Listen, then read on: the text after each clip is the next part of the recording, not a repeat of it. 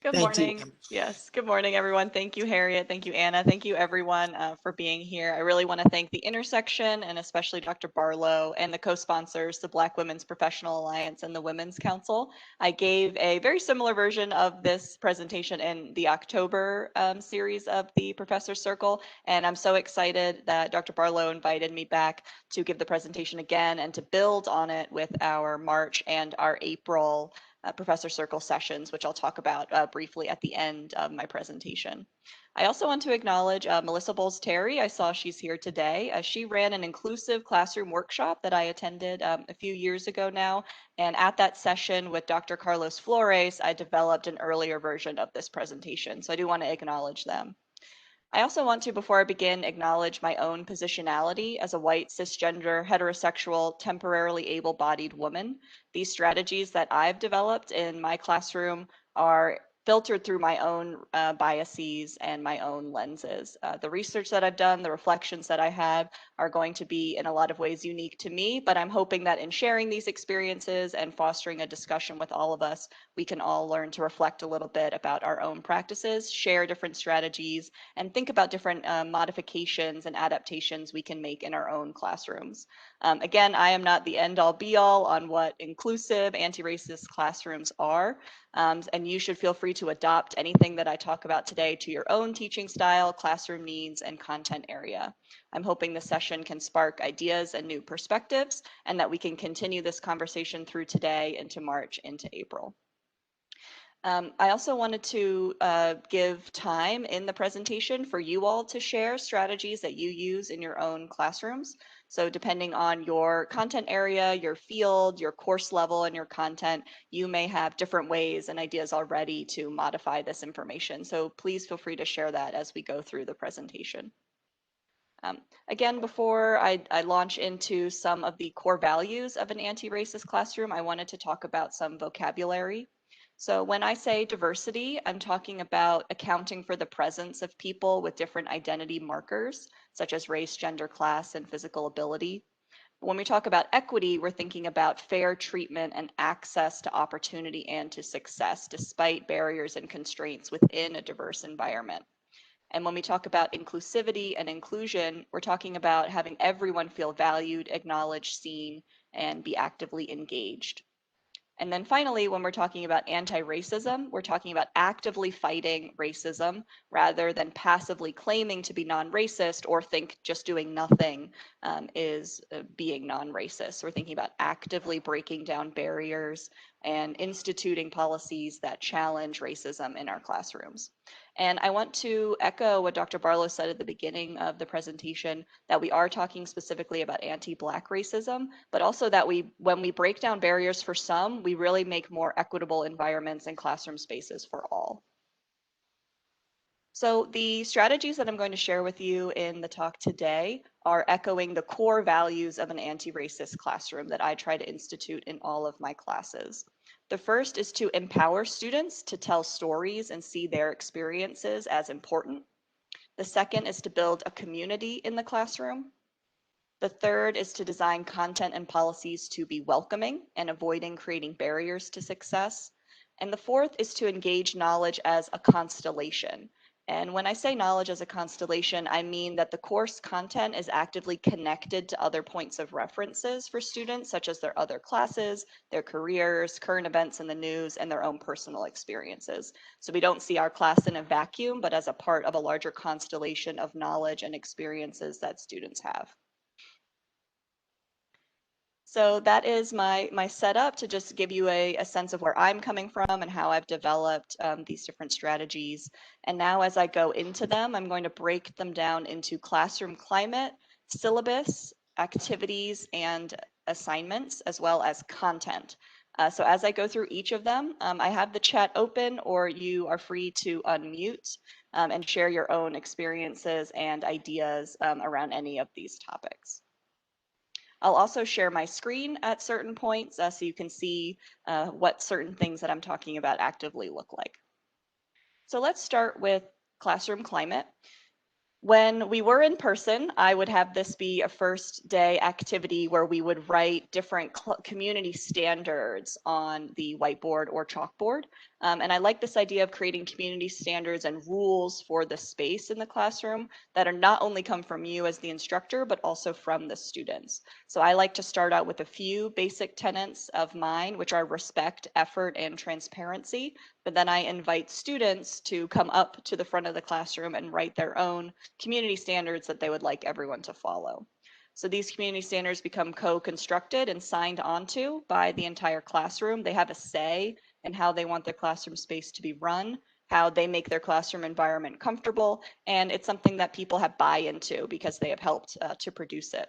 I typically then take a photo of the whiteboard and then upload it onto the Canvas space in recognition of those community standards. So developing community standards can be a way to develop a classroom space. Virtually, you can do this through apps where you can have students submit content. I'll talk a little bit about apps as activity builders a little bit later on. You could also have a discussion board on Canvas where people can submit different community standards, lots of ways to do that virtually as well.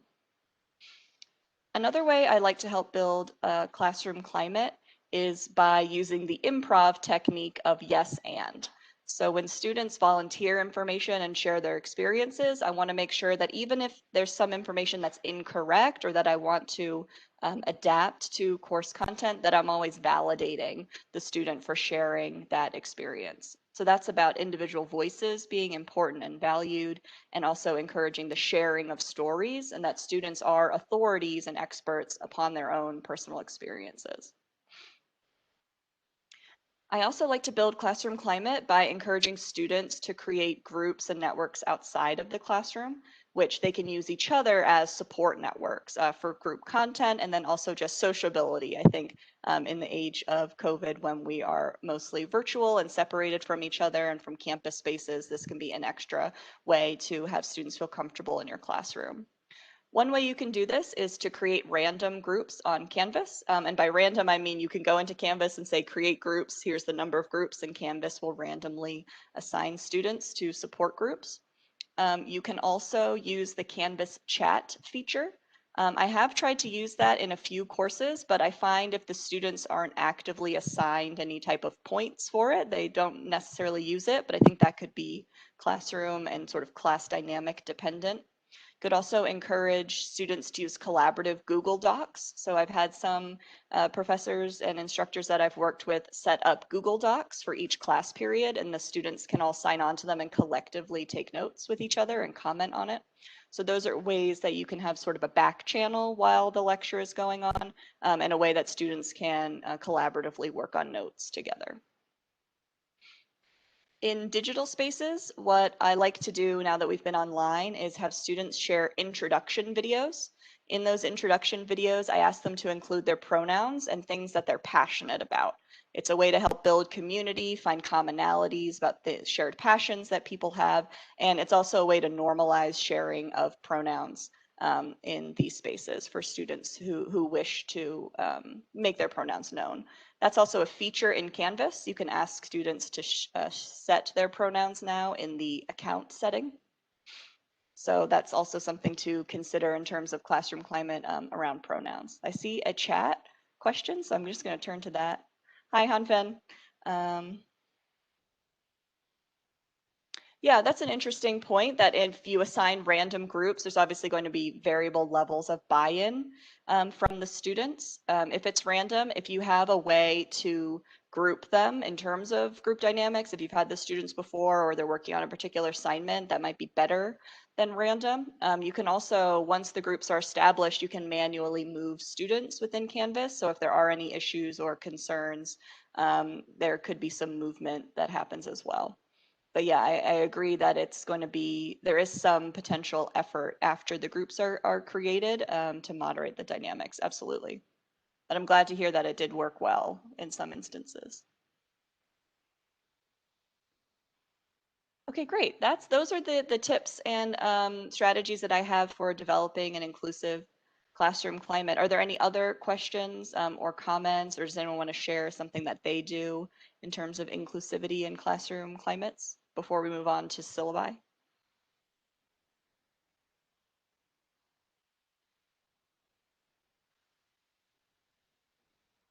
I'd like to add something.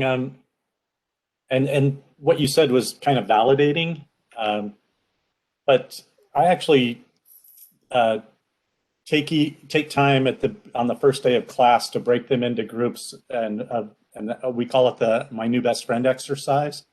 And they actually have to introduce someone. They spend just 5 minutes together, and then they have to introduce each other. And it's just I do it to break, to just break the silent wall, but also to so they at least have someone throughout class that they automatically Mm. care about. And then on setting up the, I can't remember what you called it, but the standards. I always try to do an exercise where, well, I don't try, I do it, where we set the expectations that they have of me, the expectations I have of them, and the expectations they have of each other.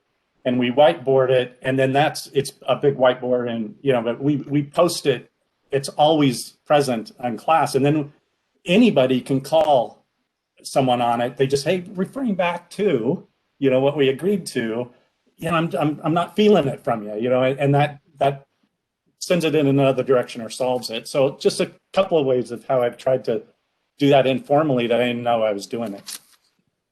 That's fantastic, John. I really like the partner introduction idea. I've done that as icebreakers in my class as well. So you meet somebody, maybe they swap contact information in case they're missing one day, right? And they need to get notes. And then they can introduce their partner to the class so everyone can meet them. I think that's great. Something else I've done when we've been in person is when I ask students to share their passion, they have to mime it, right? And do a charades instead of verbalize what their passion is. That can be a fun way as well to break the ice, as it were. And I call that activity setting community standards, but I like community expectations. And I think that's really important, as you say, John, to say that it's not just about our classroom space and each other, but also of the instructor.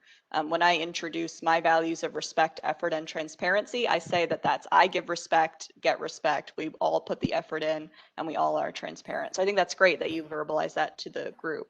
Well, and almost in every class, after every class, I actually have that up there and I ask them, okay, how'd I do versus what you expected of me Mm-hmm. today? I don't wait till the end of the class or to the end of the course.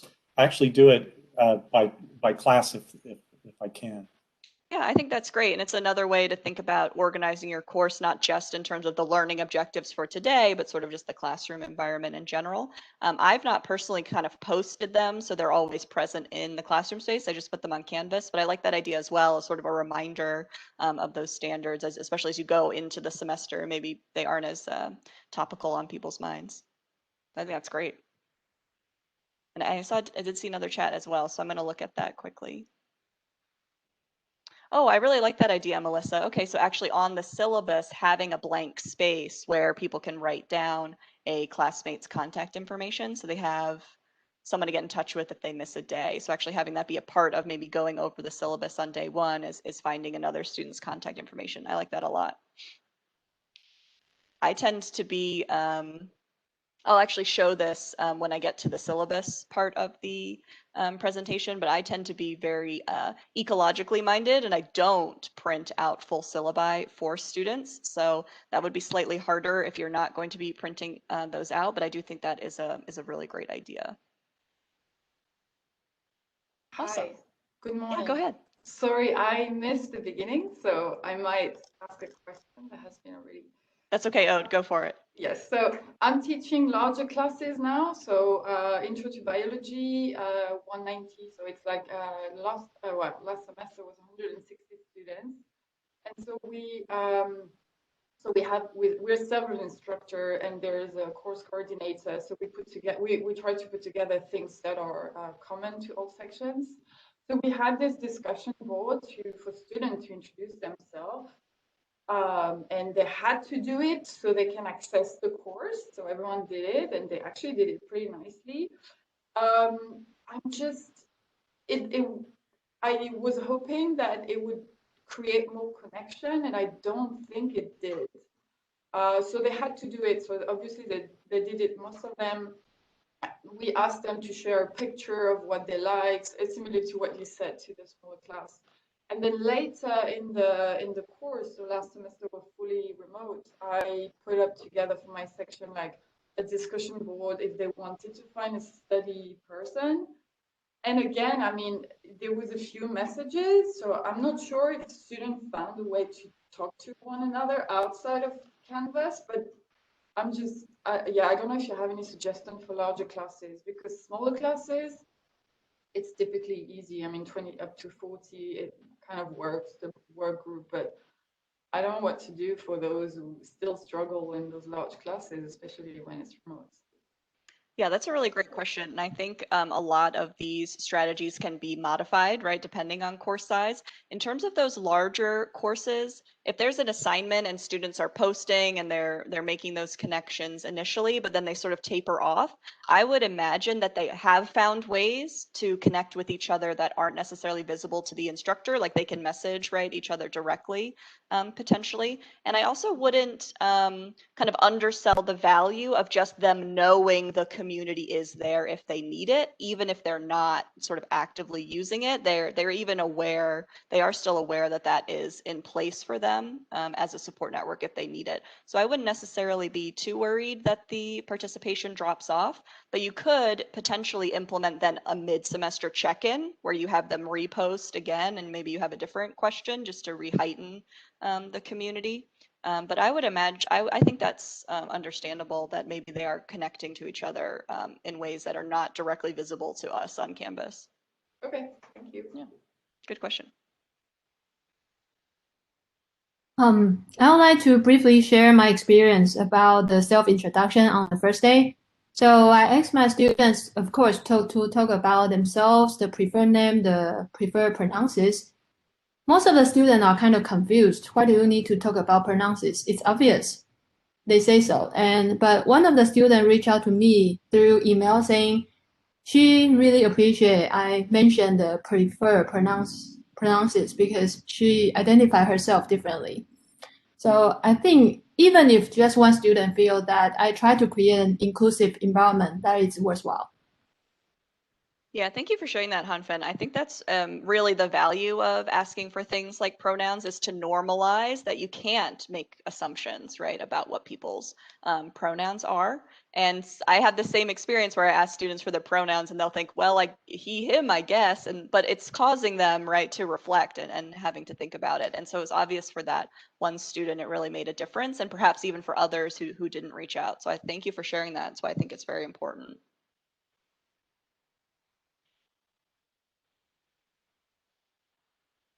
All right, this is fantastic discussion so far. Thank you all for sharing out. I'm going to move on to syllabi now.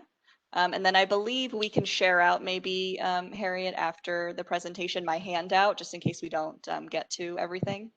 Okay, so the first thing I want to talk about in terms of syllabus is to be really reflective about what a particular policy is trying to measure. I think we oftentimes think about syllabi as needing to contain certain components, but I would encourage you to think about what you can potentially have policies for, and then what you don't necessarily need policies for, and what that policy is really trying to measure for students in terms of the course and knowledge benefit.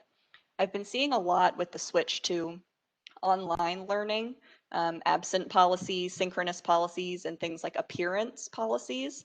And I largely push back against the idea that we want to dictate how students come or appear to us, especially in online spaces for students who may be in home environments where they can't have their camera on, or any personal reasons they can't have their camera on. You know, what are we really measuring or asking for when we have certain policies like that in place?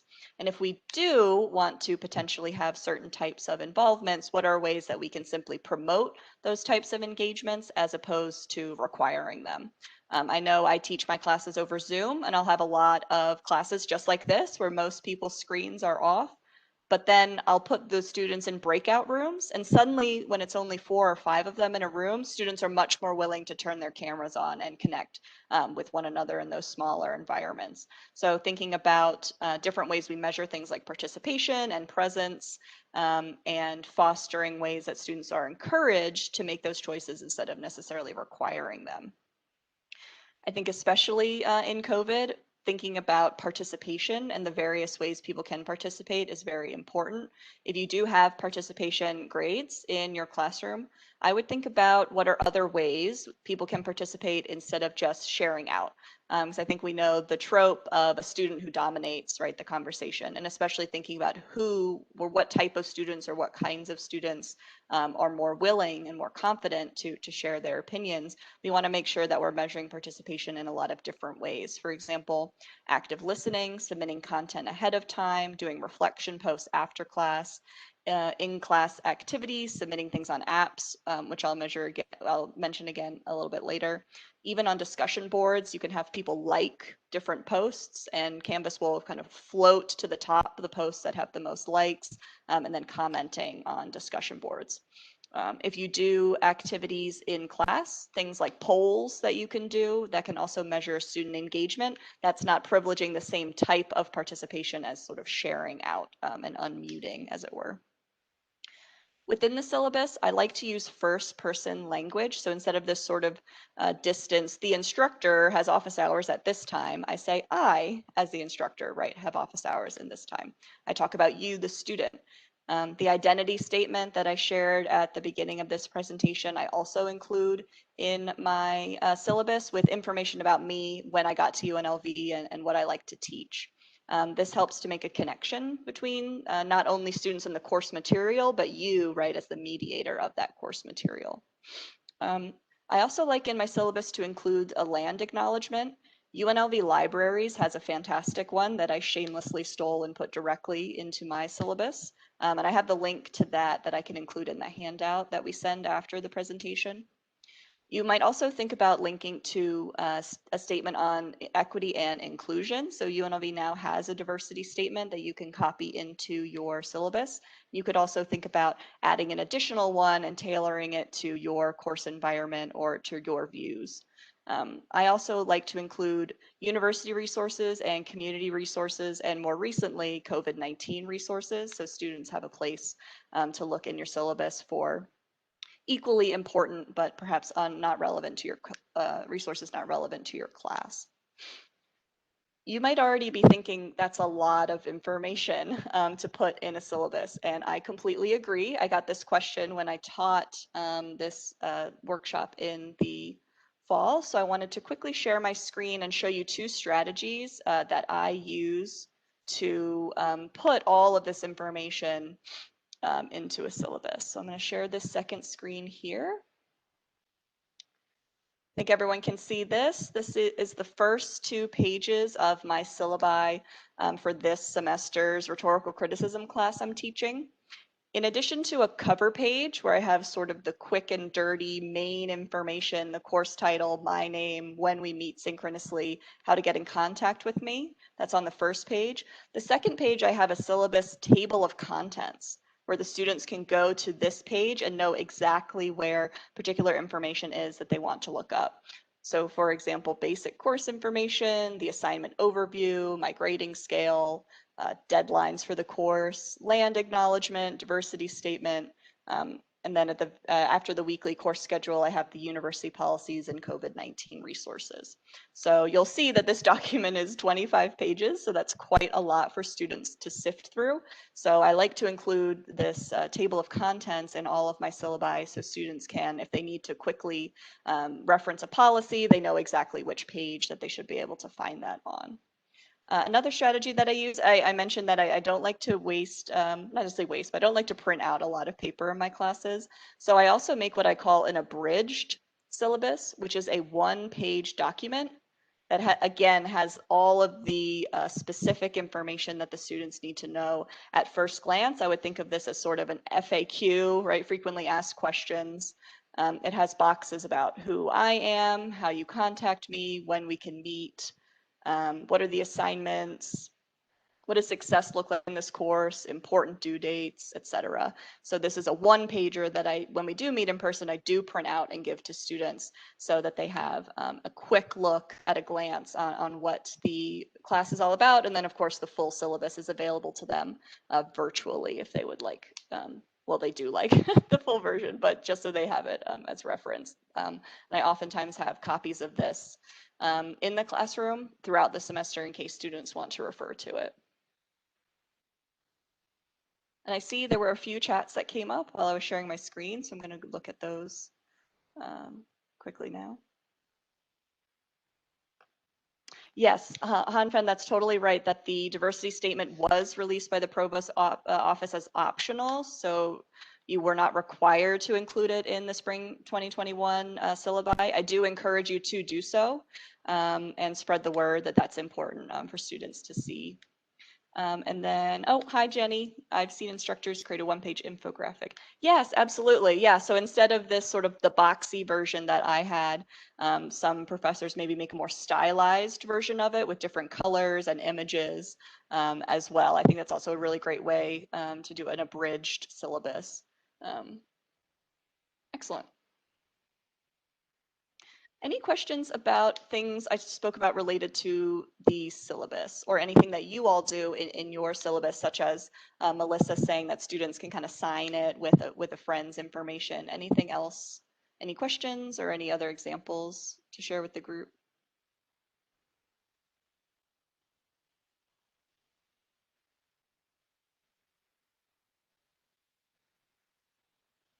All right. Then I think I'll move on to content. And by content, I'm primarily talking about readings and the course content and the information that you share with students as a part of your course. And I think a really great way to build an anti-racist classroom is to actively include readings and content, any type of class information like videos that you watch from scholars of color, women scholars of color, scholars with disabilities, queer scholars, and intersectional scholars. If you can bring in readings from diverse scholars, you're bringing in naturally diverse voices and diverse perspectives. You can also bring in addition to content and readings, classroom examples that you talk about. I'll share my screen again because one thing that I do that I wanted to share with you all is create author bios for students to look at to emphasize the scholarly diversity of the information that we're reading. Something that I noticed over the years is that we oftentimes refer to scholars in the classroom just by their last name, and people might not be aware of the gender or the race or the different identity markers of the scholars that we're reading, and students will default to, I'm assuming this scholar is a white man. So something I do in my classrooms is create these scholar profiles so that students can actually see the diversity of the scholars that we're reading, and then they can get more information on the scholars as well. So this is for my ideology week in rhetorical criticism this semester. I have the reading, so they know what reading I'm referring to. I have a photo of the scholar, a brief blurb about them, and then a link to their university website in case the students want to read more. This is good for the students, right, to get an idea of who we're reading and the positionality of our authors and not to assume, just like we don't assume pronouns, right, not to assume the identities of our scholars. And it's also a good check for me as an instructor. Am I including enough diverse voices in my course in the different weeks? Are there weeks where I could have more diversity, or are there opportunities, for more different voices to be brought into the discussion? So these are pages that I make on Canvas, and they just lead off every week on the module before the students get to the actual readings that are referred to in the left-hand column. So that can be a nice check for yourself, and then another way to emphasize to your students the variety of different voices you're bringing into the classroom. Depending on your course content, this may be more or less difficult to directly incorporate. So if you don't have, so for example, if you are working from a syllabus that's been given to you and you can't modify it, or depending on your research area, you find it more difficult to kind of cover, right, certain aspects you need to cover in diverse ways, you might, one, consider inviting diverse scholars as guest speakers into the classroom. So if they can't be directly content, can you invite them to come talk, people at UNLV or beyond? You could also consider including diversity as a topic for discussion. who is present in the readings and who is part of the canon or traditional way that your field is taught and why. When I teach the rhetorical tradition, it's all about communication theory from Plato to today. And we talk about why in ancient Greece, there aren't as many women and people of color able to participate, right, in those historical teachings around rhetoric. So thinking about actively including the absence of diversity as a topic area in class discussions. Another way to create diverse content is to create an assignment where students go find diverse voices to help you build out the content and to share different opinions with students that they might not otherwise be attending to. So having students go out and find additional readings or additional people to talk about in the classroom. That sort of dovetails into activities. I just pitched an activity, right, where students can go out and build out course content as an assignment. So I think I'll kind of roll into class activities, but again, feel free to put in the chat or share out if you have any examples. The first activity that I like to talk about in terms of building an anti-racist classroom is what I call reading circles. And I love talking about reading circles because my very first presentation on reading circles is actually where I met Harriet. So reading circles brought us together, just like they bring many students together. And when I create reading circles, the idea is that students are randomly paired into groups to do the readings, and they're given a specific assignment that they're supposed to do with the reading. So for example, I'll create a group called the summarizers, and their goal is to summarize in a few sentences the key points of the reading. I also create a group called the researchers, and they're supposed to do background research on the author and the time period that the reading was published. I also have students who are theorizers, who are supposed to connect the key points of the reading to the overall learning objectives of the course. And then I also sometimes have investigators, and those students will connect the reading to real world examples and current events. What Reading Circles does is it gives students an inroad to tackle the reading because they have an exact vision and task in mind about what they're going to do. They still have to do the whole reading to complete their task, but they're much more focused. And in the research that I've done on reading circles, students are much more confident in the course material. They find doing the readings much more approachable and less anxiety producing. And particularly, I found an effect where students of color and female students of color were much more confident and willing to share out in a whole group because they were able to check with their reading circle before we had whole group discussion their opinions about the reading. So overall, it created a lot more comfortable environment for all students and particularly for students of color. Another activity I like to do, this is where I get to the apps that I was teasing before, is to do entrance tickets and exit tickets. So entrance tickets are simple questions that you pose to students as they come into the classroom, either on a shared Zoom screen or in the chat while we're virtual or on the board when we're in person. That just prompts them to think about something related to course content.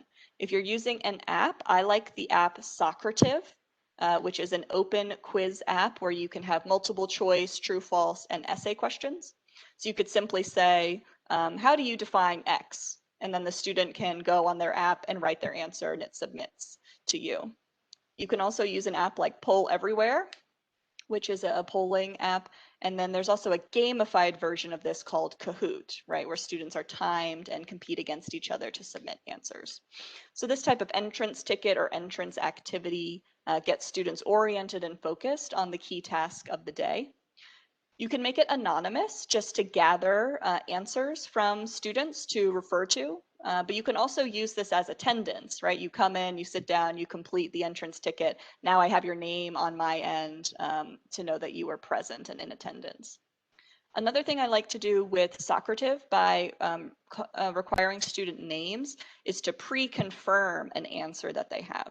So if I ask a question on Socrative, I see that Ashley answered a certain way, I can say, oh, Ashley, you submitted this answer. That's really great. Can you elaborate on that? and students aren't having to volunteer and risk being wrong. I've pre-confirmed that they have a contribution that is important for the entire class to hear. That can also be a really great way to say, okay, this, you said this and you said this, let's talk about that, right? Difference.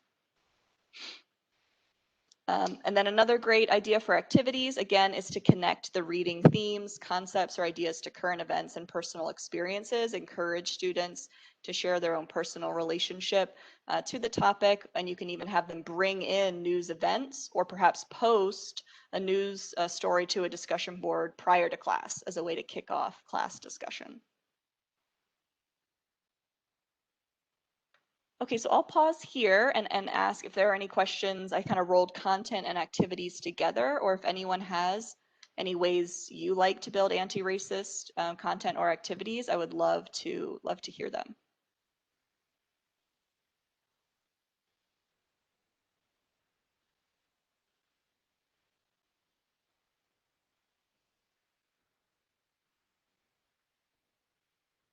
All right, I can share something that I've done. It's related to the apps.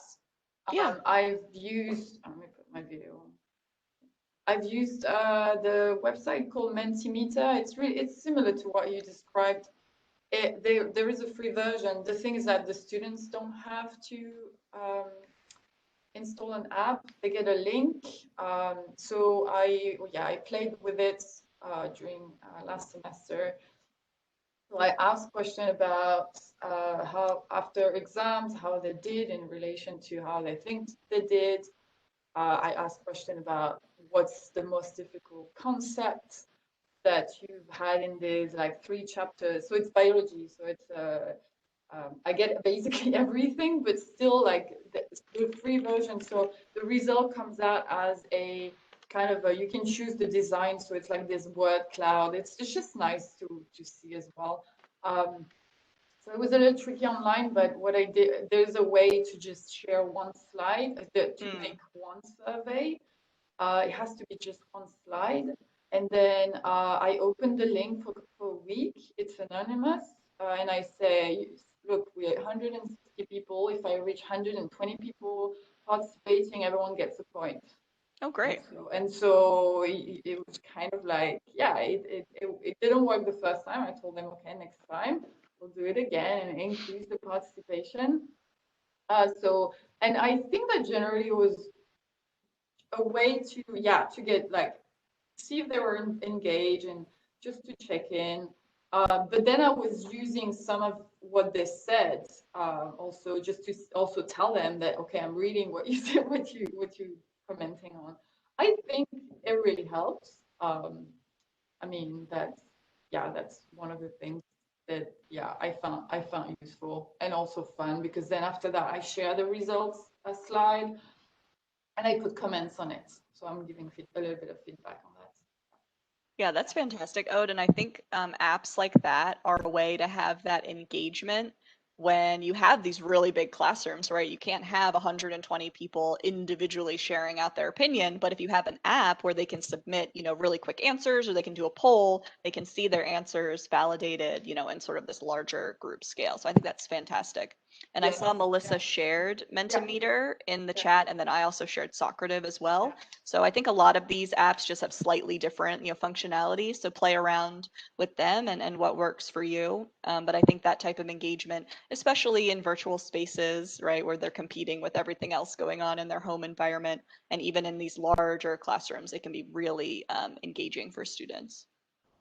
Yes, absolutely. Also, Mentimeter, I've known about it because it can be done live as well. So you open your slide in the classroom and then have the slide on showing up, and then the student would take their computer or their phone, and then you would the result pops up live.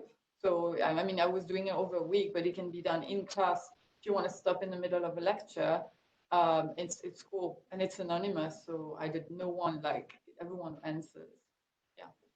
Yeah, that's fantastic. And that reminded me that a lot of these apps have been presented as part of the Best Practices Teaching Expo.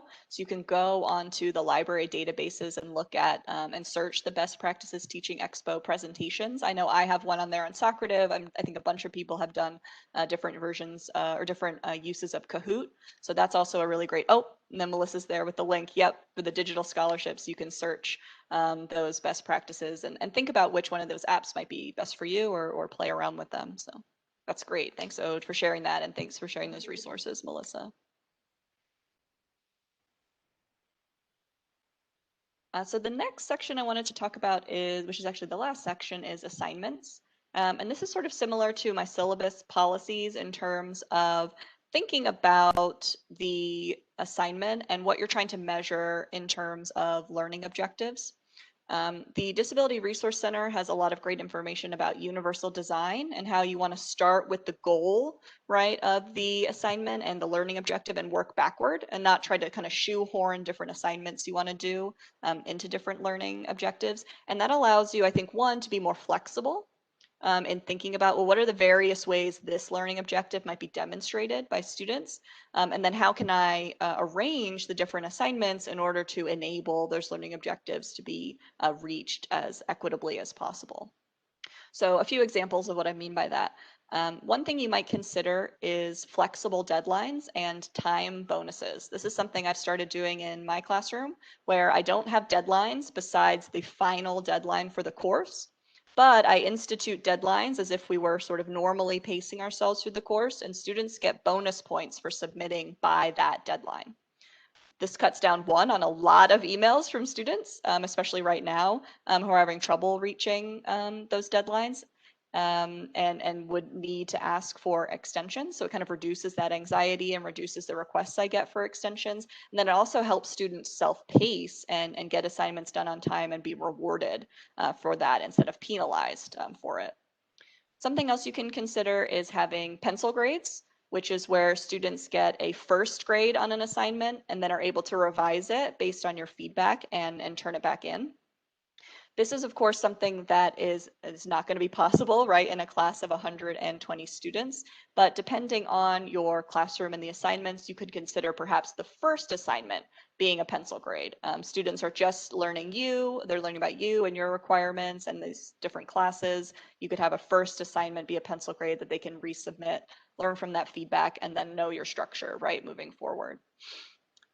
These are all things that I've experimented with in the classroom, and I think there's positives and minuses to each of them, but just things to consider in terms of how can we build in flexibility for students to learn from our feedback and to not be worried about the deadlines in a way that can paralyze them or that can be inequitably distributed, right? About students that have certain flexibility with their schedules and those who don't. I would also think about alternative assignments and, alternative formats for assignments. For example, could a paper that you assign also potentially be presented or submitted as a video? Could it be a graphic display or infographic? Could it be an in-class presentation? You could, one, enable multiple submission formats of the same assignments, or have a variety of different assignments across different formats. This can help students complete assignments in formats they're most comfortable in and make sure that we're not preferencing students who are naturally good test takers or naturally good speakers. You can kind of vary the assignment format to be more equitable. I've done this in when we had classes in person. Students had the choice of presenting in class on the final day or submitting a video. And I found that a lot of the students were very anxious about producing and recording technology. Even though we think about our students as being quite technologically advanced, a lot of them had anxiety in terms of recording themselves and figuring out how to do video editing and things like that. So giving them the ability to present in class, I think, reduced the anxiety for students who didn't want to record a video versus students who were worried about having kind of one shot to do the assignment, preferred to do the video so then they could do multiple takes and kind of edit it as they liked it. So I have found in my experience that students really liked the idea that the same assignment could be submitted in multiple ways. And again, if you don't want to necessarily have the same assignment submitted in different ways, you could then have a variety of course assignments, so you're not playing to the same strengths. So thinking about varying writing assignments, thinking about varying the number of exams you have, so there's diversity in the way that you're measuring and assessing people's knowledge and understanding of the course objectives. Along those lines, I went to a presentation that the Faculty Center held, I believe that was last year, and Dr. Ed Nagelhout was talking about how his final assignment in every single one of his classes is a reflection paper where students explain to him how they have met the course requirements and learning objectives.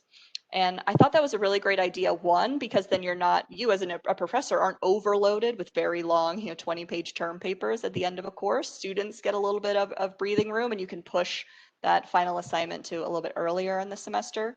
And then the students are having to reflect about their own learning and the connections that they've made in the course. So that's something that I've not personally tried yet, but I think is a really great idea to encourage the students to think about how they've met the course requirements, and a nice kind of capstone assignment, if you would, for the course.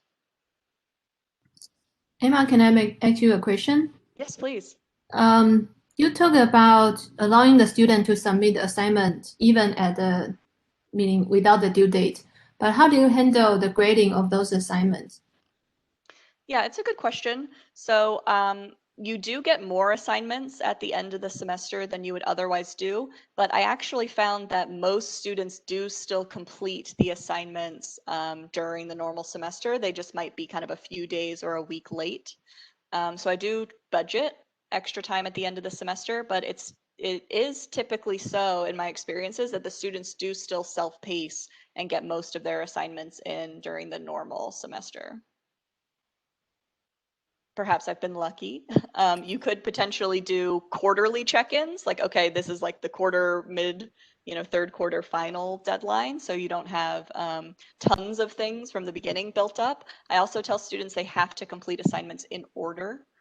So if they don't get feedback on certain assignments back, they can't then submit the next one. So there are ways you can kind of build in checkpoints so you're not getting overloaded at the end. I also like you talk about the pencil grading for the first few assignments. I did have students reflecting on their low score according to they do not know my standard. So what I did was that I allowed them to drop the lowest 2 scores from 10 assignments. So kind of serve the same purposes. If they feel the first few, they just they are not used to my grading standard, they have the chance to drop them. Yeah, I think that's a great technique as well. I've done that before in my classes for discussion posts. So the lowest discussion post or the lowest 2 discussion posts will be dropped. I think that's nice because it relieves some anxiety, like you say, about kind of messing up the first time or being unclear about certain standards, or perhaps there's just one week, that students, it doesn't really resonate with them. So yeah, I think that that's a great strategy as well, dropping sort of lowest grades. Thank you for sharing that, Hanben. Oh, I see also Norma has something in the chat here. Oh, fantastic. So Norma's used the self-reflection technique, and students have really enjoyed having the opportunity to express on their own terms what they gained from our class experience. Excellent. Thank you for sharing that, Norma. So I'm glad that that is working out in your classroom. I think it's a great idea, and I'm definitely going to start doing it in mine. Any other questions? I know we're kind of coming up on time here, but are there any other questions for me or anything anyone else wants to share out?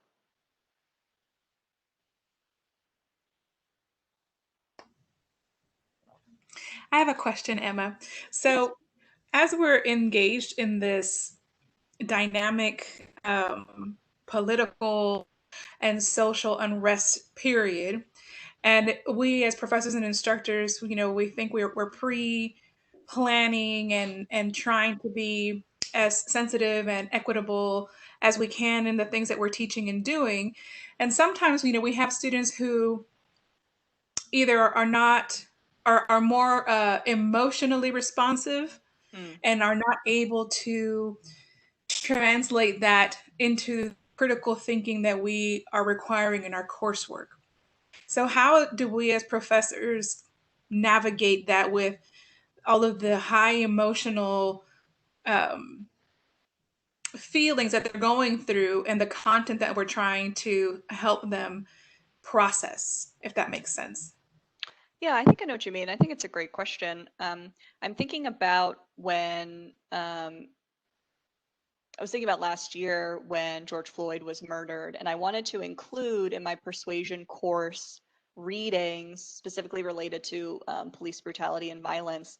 And then I was having a conversation with a colleague, and they said, well, couldn't that be traumatizing, right, for certain students and encourage students to relive certain traumas? And I said, you know, you're really right. So what instead I did was made that unit an option of the original unit and then the new unit. So students who wanted to do those readings and participate and do a discussion post on those could, and the students who would have rather done the original readings could.